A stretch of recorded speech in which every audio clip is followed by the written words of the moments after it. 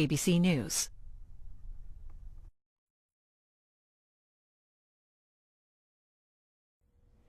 April Ryan, I don't think any African-American reporter has covered the White House as long as you have. And now you have taken the Clinton, Bush 43, and Obama years and written about them through the prism of something that's important to your listeners on American urban radio networks, and that is the issue of race relations in the United States. And I have to ask you, when you first arrived at the White House in 1997, yes, did you imagine that you would ever be there to cover the first African-American president? Never, and never. Just saying that, I'm getting chills as you said that. In my home, we had pictures of John Kennedy and This Martin is Luther growing King. up Growing in up Baltimore. in my home, yes, in Baltimore. We had pictures of John Kennedy and Martin Luther King. And we have seen unsuccessful attempts by African Americans to become president. And I've heard from many people right now in this town who may not want to say that they've said this, but they said Barack Obama had a special kind of juice. And he must have, because for so many years, we thought that maybe a white woman would get the position first before a black man.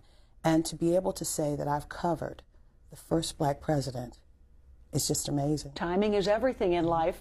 And you actually, I think, first met him when he was a senator. You were covering the White House? Yes, during the Bush years. During the Bush years, there's a thing called stakeout, and we all the reporters gather outside after the meetings with the president or principals, and they come outside of the West Wing door, the front entrance of the West Wing, and they stand at a bank of microphones, the persons who are meeting with presidents. And at this time, it happened to be the Congressional Black Caucus that had just obtained the newest member, Senator Barack Obama from Chicago. And everyone was looking for Senator Obama. And I couldn't see him. I didn't find him. And I was so excited about trying to get an interview with him. And at that time, it was interesting because I kept remembering where is he? What is his name? How to say his name? Because it was at that time he was new. He was Barack Obama. But I think I transposed his name. And he said, well, first of all, I said, well, I don't even remember what I called him. He said, first of all, get my name right. And then, I was so excited to see him because he was the rock star in chief. Now, this is not about me personally. This was about me as a reporter trying to get to him before anyone else. And that's the thing in this business. You want to be the first with the most. And I was so excited to get to this new rock star on the Hill that I couldn't get his name right. It was a mess. He wasn't, you write in the book that he was not particularly popular within the Congressional Black Caucus. He was a senator. All the rest of them were House members. What was it? Did they kind of resent this newcomer? They did resent this newcomer. He was an enigma, really. He was someone who had tried unsuccessfully for a congressional seat against one of their fellow members. And they're very loyal to one another in that group. And because they are a small group on the Hill, and they're very loyal to one another. So that was one strike against him. The second strike was he was a senator. He was a black senator, something that really rarely happens in this country. And he also was on a different schedule than the House. The Senate and the House are on different schedules. So when the Congressional Black Caucus, which is mostly House members, would meet, it was not on his time. So he would kind of ask if he could be placed in the front part of the meeting to deliver his statements about what's going on in the Senate. And many times they ignored him. And he was left to leave the meeting without presenting anything. And it was a lot of hard feelings there. Do you think that, talking about your time covering the White House, can you talk a little bit about how you explain in the book how you were treated as not only as an African American or as a black reporter, but you were a woman reporter. There were still not a lot of women in the press corps. Let's start with that first year when Bill Clinton's second term and you arrive at the White House to cover. They're sitting in the briefing room every single day. It was kind of rough because I replaced a gentleman who was iconic there. He was actually the first African American to become the president of the White House press corps, Bob Ellison, the late Bob Ellison, whose shoes were so hard to fill. And when I came to the White House, many people resented the fact that it wasn't Bob there anymore. And I can understand that because he had toured with so many of the veterans there. But also, I think coming in and really pressing on urban and African American issues, which really wasn't done that much as I had, it rubbed people the wrong way because that wasn't really on the agenda on the consistent basis, on the daily basis. And many people were wondering, well, is she militant? Who is she? What is she? You know, we haven't seen her around Washington. So she's a strange kid, you know, who is she? And I got a little bit of that, and I got a lot of pushback, and I got a lot of pushback from within the press corps. You know, people were by me being such a newbie, not being in Washington, part of this Washington press corps, coming straight out of Baltimore, really. There was a lot of pushback, and people were wondering, wait a minute, how is she getting these interviews with President Clinton? How is she doing this? And she's not in the pool. I mean, I got a lot of pushback. Let's break it down into three categories, because you write about not only your interactions with other reporters and your interactions with presidents, but of course press secretaries too. Talk about a couple of those moments. Start under the Bush administration. Tony Snow was the new press secretary. What happened with the tar baby comment? Oh my gosh, the first day he came into the press briefing, he was a rock star in chief when he came in. So many people were in that room, I couldn't even get in my seat. And typically when you're in the White House, in the briefing area, you're downstairs doing your work or upstairs doing your work, and then you have your designated seat, and you feel comfortable that, okay, I can wait till the last minute of the 2-minute warning and come up and get my seat. Well, that wasn't the case. To my surprise, when I came upstairs, every seat was taken. It was standing room only. So I was on the right side of the briefing room against the wall. And there was a question posed to him by ABC's Martha Raddatz. And he was explaining what was going on. And then he said, I'm not going to hold or touch that tar baby. And I kind of shrieked, because that is something, that's something that... That phrase was very sensitive. It's racially insensitive. And it's from an old Brer Rabbit story. Yes, old Brer Rabbit story. And I actually have that book just to remember that this is what used to be, but it should not be. And I couldn't believe it. And when you think of the tar baby, you think about the tar that the rabbit put together so the fox wouldn't find the rabbit. And I said, okay. So then, unfortunately, there was a reporter that was standing in front of me who turned to me and told me, shut up, you tar baby. And I couldn't believe it. So after the press briefing, that first press briefing, I marched myself up to Tony Snow's office. And I said, do you realize what you did? And he apologized. And from that moment on, we struck up a really good relationship.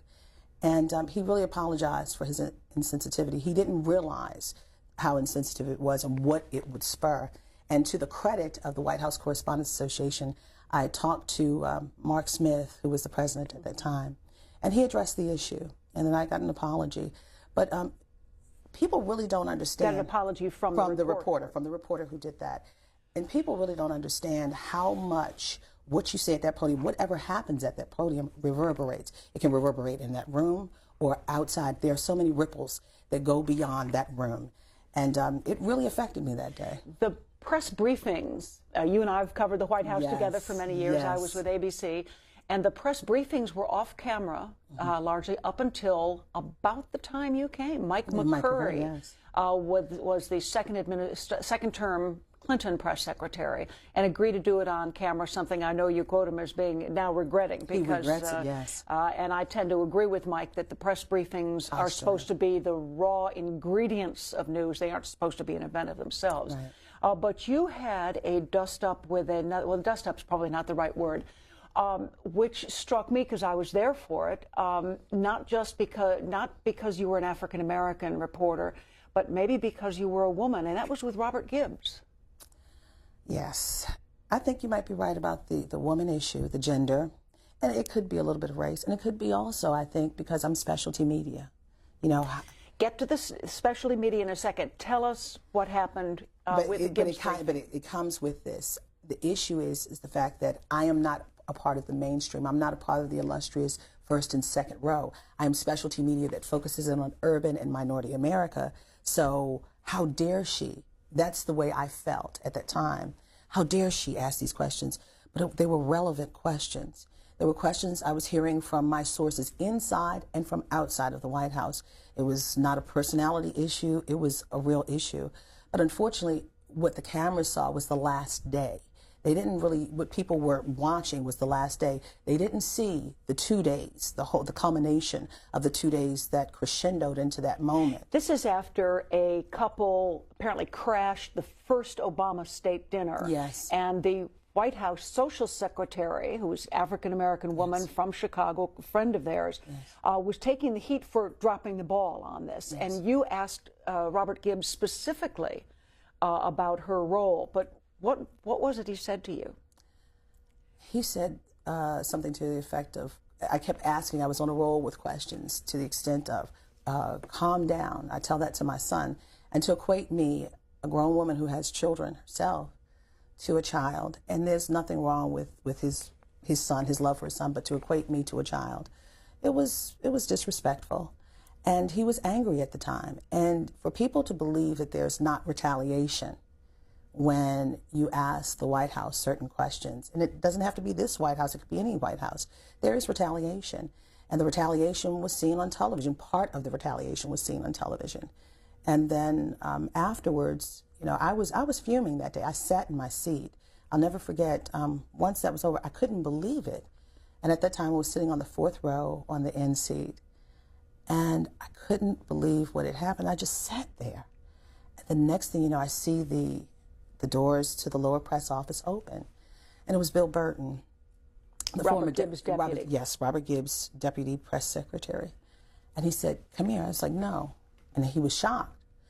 And the unfortunate thing, I'm kind of rebellious sometimes, as you know. And I said, "Okay, I'm coming." Because I just couldn't believe it. And I'm like, what did I do wrong? In my mind, I asked legitimate questions. And what happened was, in my mind, and Robert Gibbs and I we've come to a good understanding. We have a decent relationship now. But to my understanding, there was loyalty there. You know, that Obama administration was new, and they supported one another. And Desiree Rogers and her family really supported this president. And they were very loyal to this woman. And there was a faux pas that caused a security breach at the White House. Did you go up and see Robert Gibbs at that point? I did. And it was a bad scene. There were other people. There were other people in the room. And I remember Gibbs telling me, I owe the First Lady an apology and I owe Desiree Rogers an apology. And I said, for what? I said, if I did anything to offend the First Lady, I apologize. But I said, what? I said, people are telling me, and I was getting emails and text messages at the time, and this was in the lead up to this. Why does Robert Gibbs disrespect you? And I said, why do you disrespect me so much? People are saying, he said, well, you tell them to email me, I'll talk to them. And I'm saying to myself, what did I do to deserve this craziness? And sometimes it's rough and tumble there. And when you are someone that they perceive by yourself, because I don't have the backing of the larger networks, you understand? I don't have the backing of having other people, you know, being a part of, I don't have a lot of specialty media that are there that focus on the same issue to kind of have my back to follow up on questions. So it felt like I was alone, but I wasn't alone. And to my surprise, that many of my correspondents, fellow correspondents, to include yourself, were really supportive of me for the fact of saying that should not have happened that way.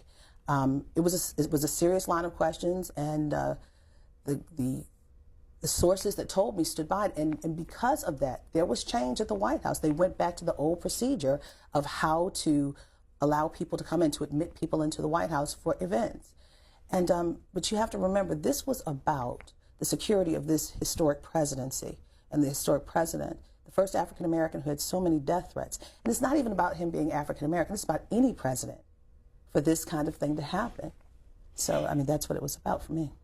Talk about the specialty media, because I think a lot of Americans may not understand that, of course, the networks and the wire services get those front row seats. The major newspapers all have seats. But you really do cover the White House and write about it in this book. from a very particular vantage point, which is crucially important to those who listen to you? Specialty media is media that is not necessarily, we don't necessarily focus in on the traditional. We are the group that we don't sit in the front row. I mean, specialty media could be TV, it could be radio, it could be newspapers. But we are not the ABCs, the CBS, the CNNs. We are the American Urban Radio Networks. We are the BETs. We are the Telemundos. We are the Univision. We are those types of people. We're LGBT newspapers. We are Christian broadcasting. We are all sorts of different things that are not necessarily a part of that illustrious front two-row. But you do have a seat in the White House press room. Smack dab in the middle. Smack dab, third row, smack dab in the middle. I worked hard for it. I used to be in the 6th row when I first started, and we moved up. We moved up to the 3rd row, and I do have a seat. And I think that is because I'm there every day. And I ask questions of the principals, and I ask pertinent questions. And we have an audience that they want to get a message to. Does sometimes a president or a White House communications operation take advantage of your specialty media by saying, we want to get this race story out there, this urban story out there, and they seek you out? Oh, yes. How does that work? Not just me.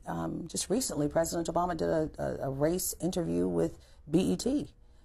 It reverberated more with BET than it would with a CNN or an ABC. So when they want to put out information, they'll sometimes go, we're the go-to person. They used to call me a foil. I'm like, I'm not a foil, but I'll let them use me and I'll use them at the same time. So, and Ken Strickland, the Washington bureau chief of NBC, said sometimes you got to use what you have to your advantage. And that was to my advantage. So the fact that I'm working for a minority company that focuses on urban and African-American issues, but I also question on other issues as well, mainstream issues. So, how did you deal with that second group? We've talked about press secretaries, your White House press colleagues, and I, for years, sat right down the row from you at ABC, and you write about asking a question at your first presidential news conference, and you said that after you asked that question, you were treated like media slime. What happened? Noses were turned. I mean, this is a rough and tumble business, and we are happy for one another, but it's like, why not me? Why not me? Why didn't I get the question? And that's what... They're asking why they didn't get. Yes. I mean, I've heard, Ann, recently, the last couple of times I've gotten a question from the president at the press conferences, the last one at the end of the year and the one around the summertime about Africa. People are like, how did she get that? I'm like, well, why not? You get questions all the time. And I very seldom really get to ask questions in press conferences as much as others. But, we are a group we're a hypersensitive group. And we all want to have that moment where we get that question. We want that question. But when others get it, well, how did she get it? She's always getting it. Or how did she get it? So I think some of that was some of the problem, but also I was new. I was brand spanking new. And I worked hard. Yeah, how did you get a question being brand new? Well, at the time when I first came to the White House, it was more open than it is now. And you were there when it was much more open than what it is now. Open in what sense? We could walk around more. You would run into the presidents more. I mean, I was literally coming in from outside, and I had my coat on. And I went to lower press. I walked into lower press, and then there was, at that time, I don't think there was a door. And this was the staff area. The staff area, yes. I don't think that there was a door at the time that you could see people walking back and forth. So I just happened to be standing there, and I asked if I could go to upper press. And they said, Which sure. is just a the press secretary's office, up a short hallway just outside the Oval Office. Just outside the Oval Office, yes. So I was headed to upper press to see the press secretary, who happened to be at the time Mike McCurry. And the Secret Service agent said, you got to go back. I said, but they just told me to come. He said, you got to go back. And I said, but they just told me to come up, not understanding what was going on. My first encounter with the Secret Service. So I didn't really understand. And then so all of a sudden, walking down the hall with a pretzel, a soft sourdough pretzel, eating the pretzel, was President Bill Clinton. And so he didn't know who I was at the time. I guess he thought I was just someone, a staffer or something. And he was talking, he just stopped in the hallway, and I'm standing there looking at him at the bottom of the step. And I'm like, okay, he's talking to the staff in the lower press area. And I introduced myself. I got myself together and I introduced myself. And I said, please call on me, sir. And so call on me for at a press conference. And he said, okay, okay. So there was a press conference that followed, immediately followed. He didn't. But the next one he did. And I said, well, maybe it did work, just saying hello to him. And I told Mike McCurry, thank you. And I sent him a note to say thank you. And the president sent a note to Mike McCurry to send to the president because I said thank you. And the president wrote me back. And he wrote a note back on White House letterhead. And that's all she wrote. That's a good one. You writing a thank you note to the president for getting a question in and then getting a letter back. Just common humanity. How in news conferences you talk about that first question when you were considered yourself media slime. Was it the content of your question, or what was it that you felt? And were reporters hostile to you? I don't think it's the content of the question. I just think media slime. There's a friendly adversarial relationship in that building, and the American public, to some extent, they don't like us. To some extent, and others do. So when we get classified with negatives, I just say we're media slime. But it might have been for others that they didn't like that question. They may not have. But that was not for them to say because, once again, specialty media, we're there focusing on one thing, and you may be focusing on another. And that's the greatness of having a group of people in that room. They ask different questions. It should be moved around where they can ask different questions versus staying on the same subject. Unless at the daily briefings? Daily briefings and the press conferences, because there's more going on in the world than just one thing. Let me ask you about a Bush 43, George W. Bush news conference when he had a foreign visitor. And you were seated not with the White House press corps? I was not. Where were you seated? I was seated with the African delegation. And I found that very interesting. Why? It was a faux pas on their part that they... On the part of? Of the White House. I was told after the fact that I should have been grateful. Yeah, because I was in a seat to possibly be called on. And I really don't think that... But you were sitting with other black reporters? I was sitting with African reporters, yes. And I have no problem with that. But I am a White House correspondent. I'm an American journalist. And even, it was so odd, because even my colleagues on the other side of the room said, wait a minute, what's going on? I said, I was placed here. And even the President Bush even noticed. During the news conference, he says, why are you sitting over there? Are you trying to get a question? And I said, I was placed here. And he at least acknowledged it at least 3 times during the press conference. And he even tried to point me out so that the African president would at least call on me, and he didn't. So, but it was a faux pas. And even Andy Card, the chief of staff at the time, after that said it was bad. It was bad. It was a bad move. It was a bad move. Do you think presidents regarded you differently than other reporters because you were black, because you represented a specific specialty media, because you were a woman? Did it in some ways work to your advantage? I believe, yes, it did work to my advantage, but also it worked to my disadvantage because President Clinton even told me this. He said, you know, sometimes he didn't want to call him because I get him in trouble because they didn't know what to expect from me. With other people, they kind of knew the news of the day, the current events, or what was going on, but they didn't know what to expect from me. And they sometimes didn't have an answer for me. So many times I wouldn't get called on. President Clinton told me that. And so I figured if President Clinton told me that, that's kind of the thought going down the line. So, and this was told to me during his time in office. So it worked to my advantage when they wanted to talk to the community, to the black community or urban community. But it worked to my disadvantage because they didn't call on me so much because they didn't know where I was coming from. So it's an interesting dynamic. It's a double-edged sword. In your book, you write extensively to put today's presidents in an historical perspective of where race relations have come in the United States. And you make clear that there's still ways to go. Selma, December 1964. This is before either of us were covering the White House. The civil Rights Act has become law, and now the focus is turning to the Voting Rights Act. Yes. And Martin Luther King Jr. is in the White House urging President Lyndon Johnson to move on it. Now, the film Selma that has come out has been criticized by some for putting Lyndon Johnson in a very bad light. You write about your conversation with the other person who was in the room that moment. Tell us about that. In the book, Presidency in Black and White, my up-close view of 3 presidents and race in America, I have an exclusive interview on the record with Ambassador Andy Young, who was in the room with Dr. King, who talked to LBJ.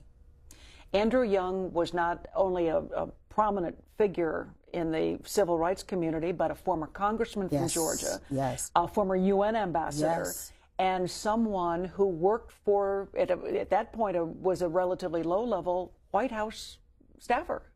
He's a very credible person, more than credible. He was in the room. And this is what I don't understand with this, there's a piece of it that I don't understand about all of this back and forth about LBJ and Selma. Andy Young says in this book that LBJ did say that he didn't have the power to push it forward. We're talking about Voting Rights Act in 1964, after they successfully got the Civil Rights Act. So, and Reverend Jesse Jackson said, and this is something very interesting, he said, people like Dr. King as a martyr, but not a marcher. So strategically, these civil rights leaders had to figure out how to give him the power.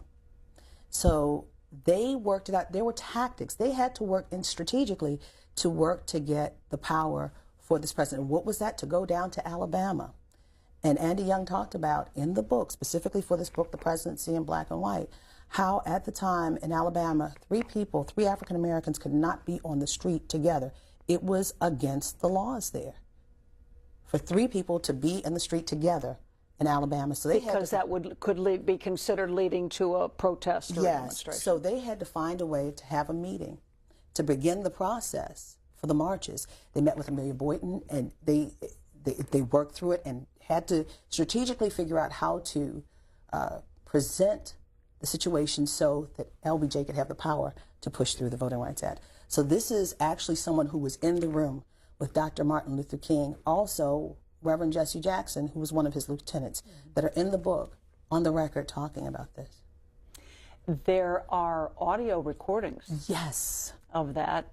Former Secretary Joseph Califano wrote about, I believe, using the transcripts of recordings held at the Miller Center for the Study of the Presidency down at the University of Virginia. And so this should be a pretty well documented fact. Are you surprised at the kind of reaction that the movie has brought? Is it progress to finally have a movie that has turned out to be a commercial success about the life of Dr. Martin Luther King? Well, I think the movie was magnificent. And when I say magnificent, I mean, it brought me to tears. I felt like I was in the black church somewhere. It was an amazing movie to see. I mean, I knew when I saw the little girls, the 4 little girls, I knew what was going to happen. It brought tears to my eyes, and just talking about it brings tears to my eyes. It was very graphic to see them go back and forth on that bridge, to understand that I'm an African American. If they had not done this, and you and I wouldn't be able to talk today. I wouldn't be able to question 3 American presidents. This book would not be here. So that movie, I don't believe it showed everything that could have been showed, because it was very graphic, but it was much more brutal than what we saw. But the movie touched me, and I think I commend Oprah, I commend Brad Pitt, I commend all of them that did it. I think it was a wonderful movie. And you have to remember, people who want to preserve history, people died. This was not an easy struggle. People want to believe, oh, this was not the way. They want to believe it's so sanitized. People died. They knew people were going to get hurt and die. So that was some of the impetus. Black people and white people died for the right for black people to vote. And the resonance from that into the reporting career you've had, Condoleezza Rice was a friend of one of those little girls. She was a friend she of one is of the from 4 little girls. Birmingham, Alabama. Yes. And did she work within the Bush administration? While obviously she was National Security Advisor and Secretary of State, did she also feel she had a race portfolio? Secretary Rice is, she's in this book on the record, and I thank her for her truth. She said that she was there and she brought to the table what needed to be brought to the table on race. She talked about. What did she tell them? When it was time to have anniversary events, you know, she said, no, we must have this anniversary event. If it were not for this event, I would not have been able to sit at a restaurant, eat at a restaurant. She says that in this book. Her father couldn't vote until 1952. Something along that, yeah. And she said she couldn't go to a restaurant with her family until 1964. Right. So she said, if it were not for this act, she said, no, we have to stop and we have to celebrate this. And she also, there was another controversial piece. At the very beginning of the Bush years, there was President Bush had decided to write a friend of the court brief, an amicus brief. He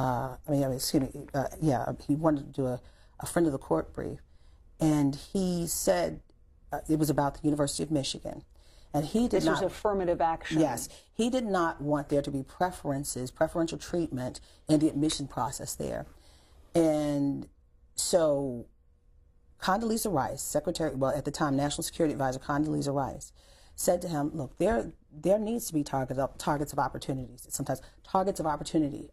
Are the words that she used at the time. Giving black candidates for admission that extra measure of boost. And the problem was that someone, I don't know how it happened, but someone said that she supported President Bush, and they wanted to make sure that Condoleezza Rice's story was told properly. And so I'll never forget, before I came to work that morning, and I heard all the hoopla about it in the news, and I had to go to a doctor's appointment, and I got a call from Ari Fleischer. He said, the White House press secretary. White House press secretary at the time. He said, "Do you want to interview Condi Rice?" I said, "Sure." And so he said, "Do you know what's going on?" I said, "Yeah, I know what's going on." So we ultimately talked, and she made it clear. She made it perfectly clear that she supported quote unquote targets of opportunity, which some would consider affirmative action. So she was against the train of thought that there should not be preferences in admission at the University. And a specialty media reporter like you gets that message to the audience that cares the most. But not just to my audience, and I think this is the great thing. It's not just to my audience. It now reverberates into the New York Times. It now reverberates into CNN. It now reverberates into ABC. It now reverberates into the Washington Post. I'm not just the specialty media, but I'm now the go-to person that other media feed off of when there's a black issue or black or urban issue or something of that nature. Did you really cook a soul food dinner for Bill Clinton when he was president? I didn't cook it, but my aunt did, and we brought some. It was start us from the beginning of the story, because the timing now, as I recall from your book, is late in the Bill Clinton administration. Yes. In fact, was this the kind of the time when he was saying, "I'm still relevant"? Yeah. The campaign was on for his successor, and he was out polishing the car and walking the dog. And and you were in Washington, still at the White House every day. How did you come about inviting the president to dinner? Well, during the Clinton years, there were a lot of African-American reporters. And producers. And producers, yes. And we sometimes talk amongst ourselves. And we were saying, well, so-and-so had an OTR. Did you have an OTR? OTR means off the record with the President of the United States. And we were like, well, so-and-so just got an OTR. Well, did you get one? No, did you get one? I mean, it was back and forth. We were all caucusing, saying, well, what's going on here? So we said, we started scratching our heads. And we ultimately started talking to Mike McCurry. And so Bill Douglas and his wife, Bill Douglas, a wonderful reporter, he reports from McClatchy right now, he opened up his beautiful home to allow us to have dinner with Mike McCurry. And so we could talk about this. And at the time, the president wanted to talk about race as well, because he wanted to get a little bit more information about our thoughts about race, because the race initiative that he had on the table at that time was kind of floundering. And he wanted to kind of get our thoughts. Apparently, the president liked us, and he wanted to hear what we had to say.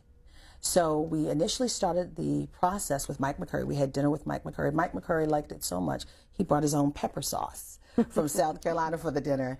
We had cornbread, collard greens, chitlins. I mean, it was a real soul food dinner. And by Mike being from the South, you know, he really welcomed it. And it was, in the Black community, food brings you together. The Sunday dinners after church, just the anniversaries, what have you. Food is a very calming, sort of item to perpetuate free-flowing conversation. And we had a beautiful time. And it was all the Black reporters and producers at the White House at the time. And then so we pressed him. He said, look, you want to talk to us about race? Let's bring the president here. And not only that, you know, he has not had an OTR with any of us. And that's not fair. And Mike was like, yeah, okay. So we thought once Mike McCurry left, it would never happen.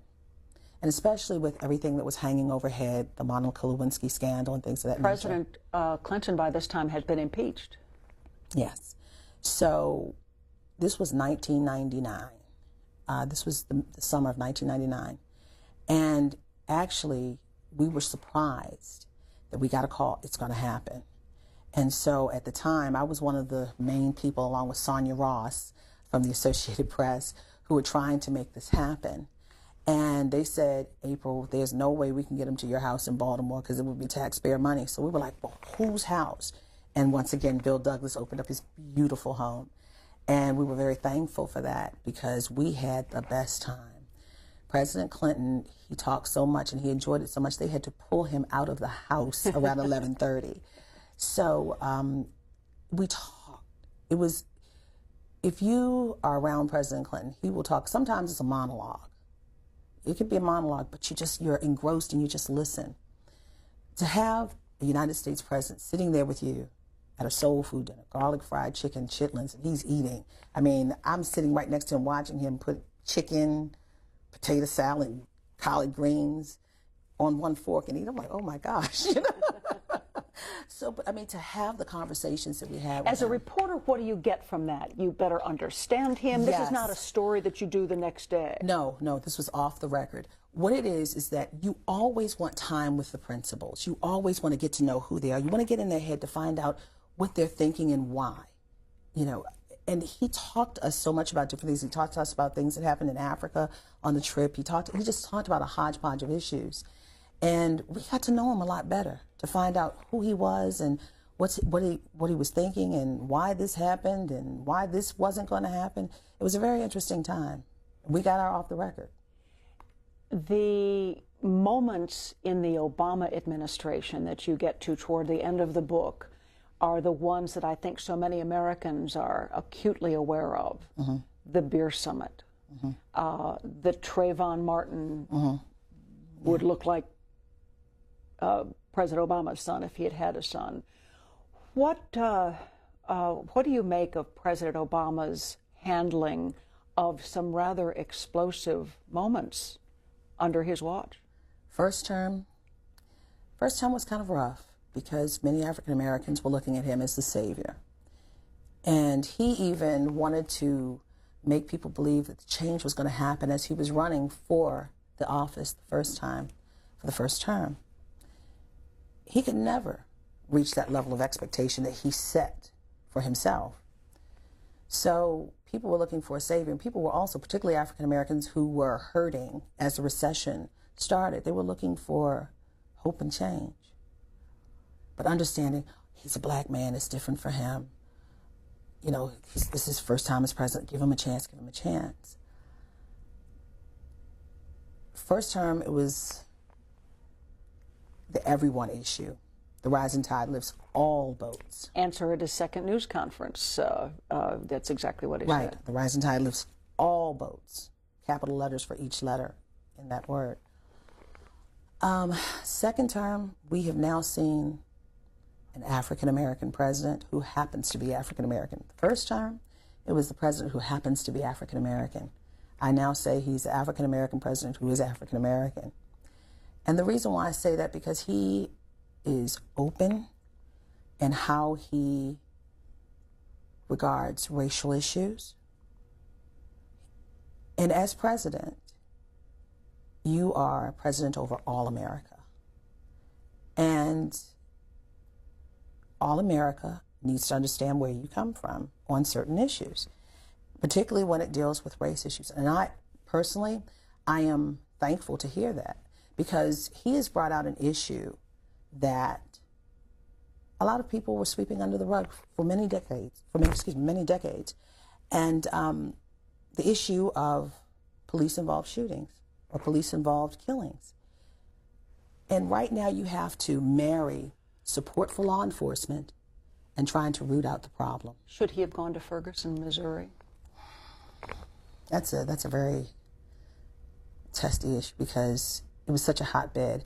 And what would have been accomplished if he did? Presidents don't usually go somewhere sensitive unless there is something that they can bring away from it. He sent the Attorney General there, and it calmed down for a while. But Ferguson is a small piece of a bigger issue. People were tired. Ferguson is a town that was upside down. I call it the American version of apartheid almost, because it's inverted. You have white rule, black majority. And that's the only reason why I say apartheid, because of the inversion of the power structure. The police were largely white. The community was overwhelmingly African American. And the power structure, the governmental power structure, is different there too. It's majority white, mostly black. So I think that the Eric Garners, the Tamir Rice, the Michael Brown, the Trayvon Martin issue is real. And if not Obama, who? And everything comes... But he didn't go. He didn't go. But everything comes to a president, from war to peace and everything in between. Yeah. And race, and this is the thing, Ann, that bothers me. We forget so easily.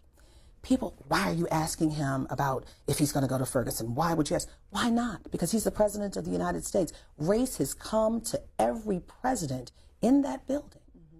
Race issues have come to every president. So, I mean, LBJ, John F. Kennedy, Abraham Lincoln, Eisenhower, all of these presidents, Truman, yes, have dealt with issues of race. and acted on it. Yes. So people have to understand, and when I get these calls, why would you ask about race to this president? He's a black president. It comes to the president. He is the one who can effectuate change. Bill Clinton, did he come close to issuing what some African Americans would consider an apology for slavery? Did he come close? He wanted to. There was a speech he gave when we covered him in Africa. We went to in Africa, Senegal. yeah, in Senegal. He did not apologize for slavery.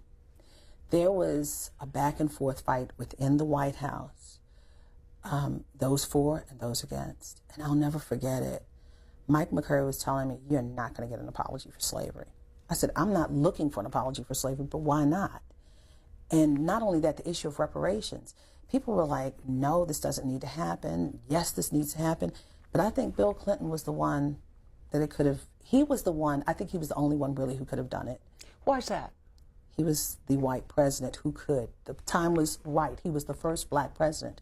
George W. Bush said, oh, the Africans participated in the slave trade. He wasn't going to do it, period. But he wasn't even going to take onus for what America did. And President Barack Obama, at the time when he went, it was not the right time, I guess, for him.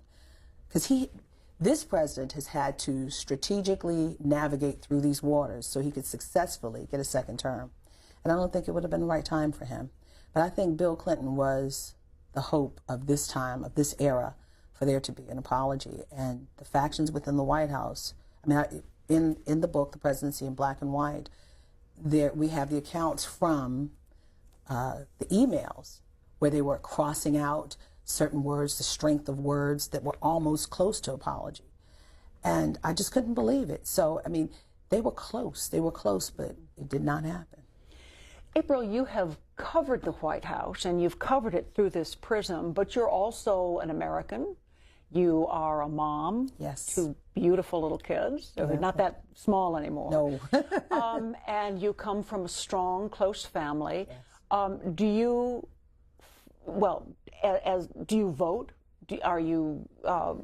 There's some reporters who think they shouldn't or don't, but how do you handle your own personal political beliefs? And I'm glad you say that, because there are some of our colleagues that I heard said that they didn't vote, and I'm saying to myself, and they won't even go to some of the functions because they're so strong in their feelings that we should not mix. But I'm going to say this: I am an objective reporter. I am a person.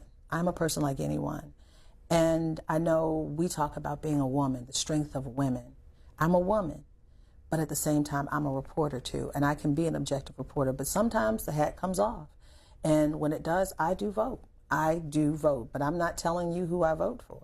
Do you register? I'm not going to get into that. Okay, well, party, voter registration. Yeah. I live in the District of Columbia, where we can register as no party. Yeah.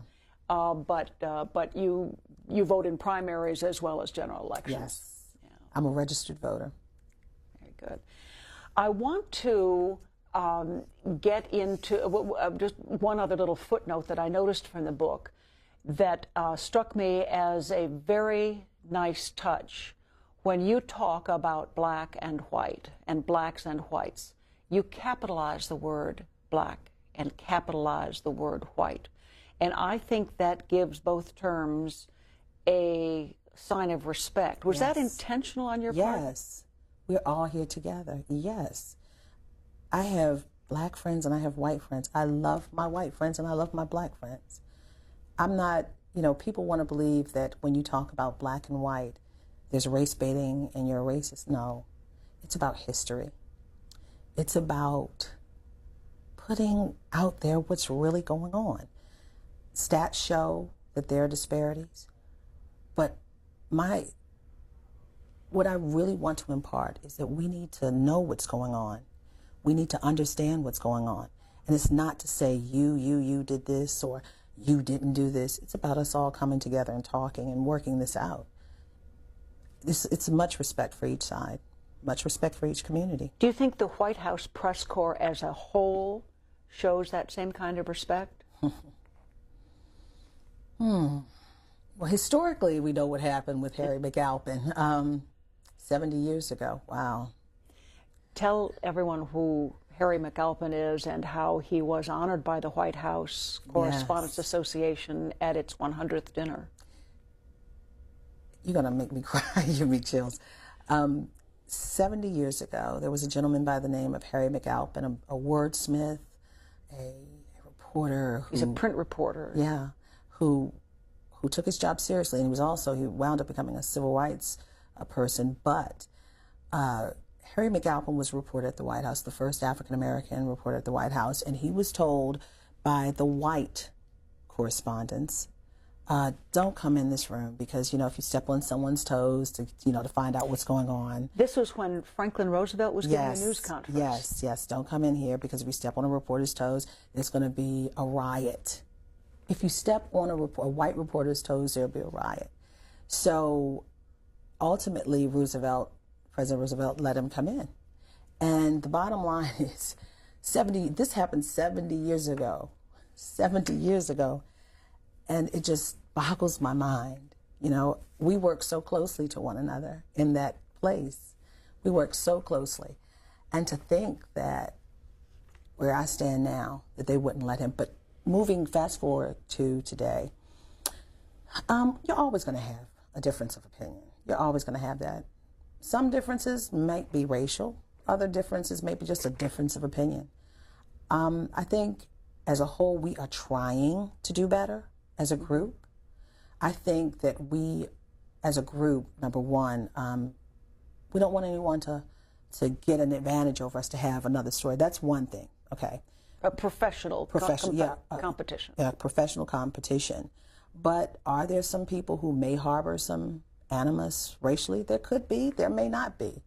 But I've had some incidents happen that I've questioned, but I have to shake it off and do it again another day because it's not worth fighting over right now.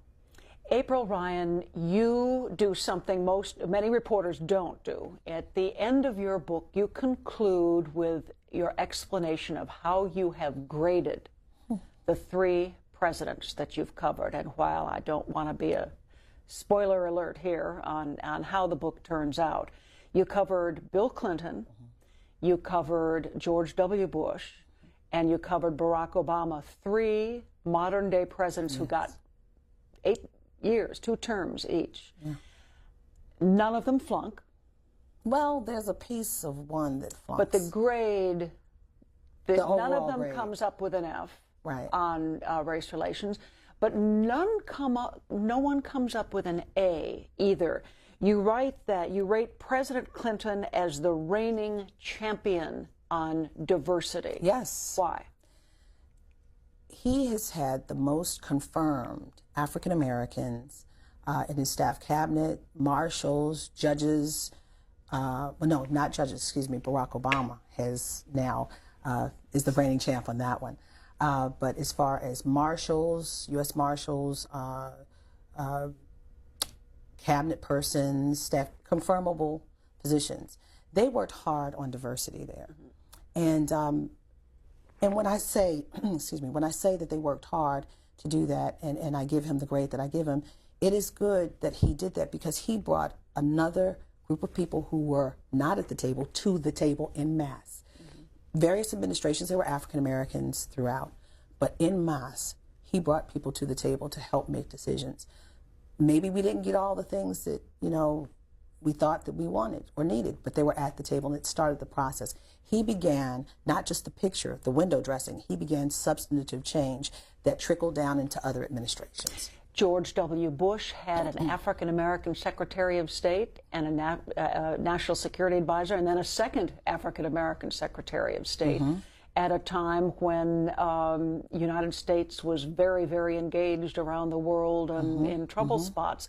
Does he get good points for that? He gets great points for that. He was, Bill Clinton says this, and he said this during when President Bush was president, and he said it last year, at this time last year, that George W. Bush did have the most diverse Republican administration.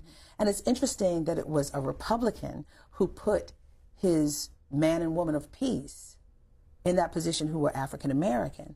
And that was interesting. It took him to do that.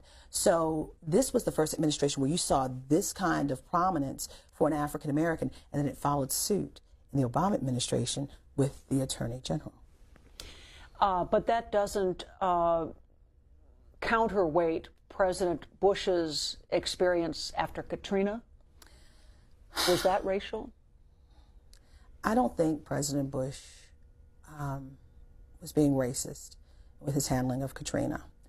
And this is the hurricane that, of course, affected so many minorities and lower-income people who were hurt by the storm in Louisiana, Mississippi. Particularly in the 9th Ward of New Orleans, where we saw people on rooftops begging for help.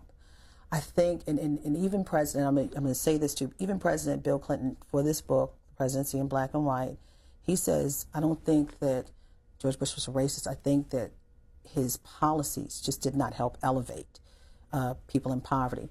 Now, when we talk about Katrina,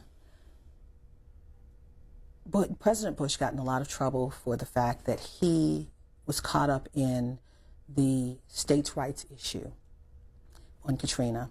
The state and locale had to deal with it, and that's what bogged him down.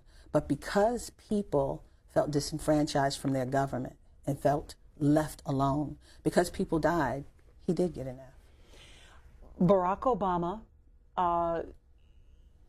is the first, probably not the last, African-American president that you will cover. But his grade on race relations isn't as high in your book as Bill Clinton's. Because of the first term. Because of the first term, I'm not going to say inaction, but because he did not come out. The second term, there are 2 different Barack Obamas, first term, second term.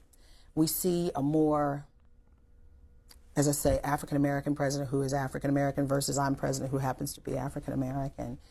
He's comfortable in his skin now. He knows who he is. And he's not ashamed of it. First term, he had to be strategic. He had to be very strategic. I mean, there was a fight within the White House even to pay the black farmers.